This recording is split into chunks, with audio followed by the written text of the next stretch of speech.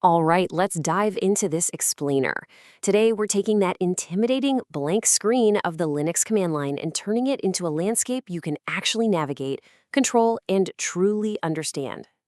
Here's our roadmap. We'll start with a welcome to the terminal, move right into navigating the file tree, creating and destroying files, the power of plumbing, wielding rootly powers, and finally, the system administrator's role. Welcome to the terminal, from 1970s mainframes to modern shells. To really get why the command line works the way it does, we have to look back at the 1970s. Back then, systems talked over these glacially slow network connections. Every single byte mattered. So without the bandwidth for fancy graphical interfaces, they built an environment optimized for pure, lightning-fast text. It's kind of crazy to think that those extreme resource constraints birthed the incredibly terse, fast commands we're still using today. And the absolute core of that text environment is what we call the shell. Think of it as the master coordinator. When you open your terminal, say you just hit Control-Alt-T in Ubuntu, you get that blinking prompt. Well, that prompt is quite literally the shell, just sitting there patiently waiting for you to tell it what to do next. It's your direct line to launching programs and automating tasks. Moving on to part 2, navigating the file tree, finding your bearings in the unified system. Okay, if you're coming from the Windows world, you gotta entirely forget the whole C drive concept. Linux doesn't do that. Instead, picture a vast, unified tree branching out from a single base, the root, and that root is represented by just a simple /. You're basically a traveler walking along its branches, accessing everything seamlessly, because it's all mounted into this one massive continuous structure. To walk through this world, you need a basic tool belt. And really, it all comes down to 4 super terse commands. You've got pwd, print working directory, so you instantly know exactly where you are and never get lost. Then there's cd, to change your directory and actually move around. ls lists the files sitting right in front of you. And mkdir lets you make a brand new directory. That's it. That's your fundamental navigational kit. Now, how do you give directions in this tree? You've got 2 ways: relative and absolute paths. A relative path is like taking a step into a folder right next to you. It's based entirely on where you're currently standing. But an absolute path, that is charting a precise, exact course starting from the very base of the entire tree, the root directory. No matter where you're hiding out in the system, an absolute path will always drop you at the exact same destination. No guesswork involved. Part 3, creating and destroying files, manipulating the environment. Before we really start reshaping things, we absolutely have to respect the rules of this landscape. First off, Linux is 100% case sensitive. A capital A and a lowercase a, 2 totally different files. Second, spaces in file names can easily confuse the shell into thinking you're typing multiple commands, so you have to escape them using quotes or backslashes. Oh, and want to hide a file? Super easy. Just put a dot right at the beginning of its name. For moving and copying, you'll rely on the mv and cp commands. All right, time for a massive no safety net warning. When you use the rm or remove command, especially with a flag to recursively delete folders, Linux just assumes you're the boss and you know exactly what you're doing.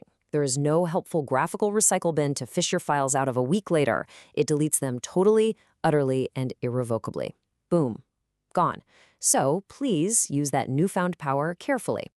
Part 4, the power of plumbing, chaining commands together.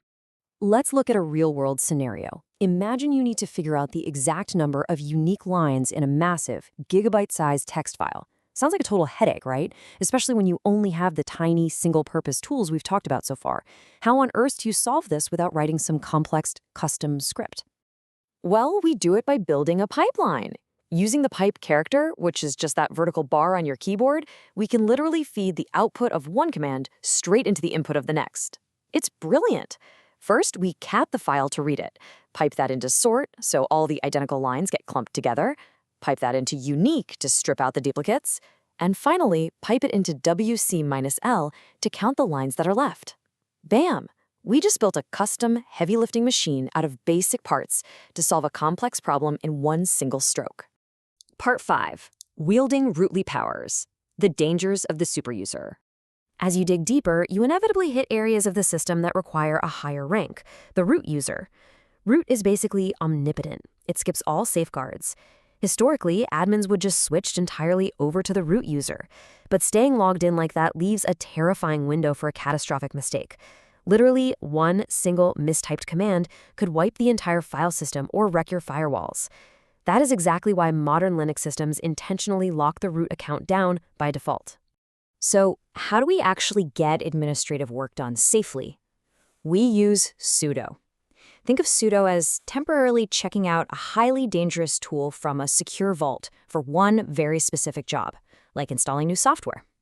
It gives you super user privileges on a per-command basis, asks for your password to confirm it's really you, and then smartly caches that permission for about 15 minutes. It's the perfect balance of security and convenience. And finally, Part 6, the system administrator's role, managing the ship. When you master all these tools, you ascend to the role of system administrator. And let me tell you, the reality of that job is chaotic. It's multitasking to the absolute extreme. You are steering a massive, complicated ship, and you're doing it using the very command line tools we've just been learning about. It's a beautifully frantic, behind-the-scenes reality.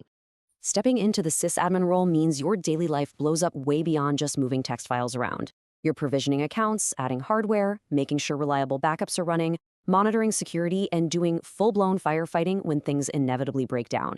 You are the mechanic, the captain, and the security guard all rolled into one to keep the operating system humming. And a massive chunk of that responsibility is understanding how the machine even wakes up in the first place. A sysadmin has to be able to trace the entire boot process, from that very first spark of kernel initialization, through configuring the hardware, all the way down to executing the startup scripts that actually get the services running. Basically, you have to know exactly how the machine breathes so you can fix it when it chokes.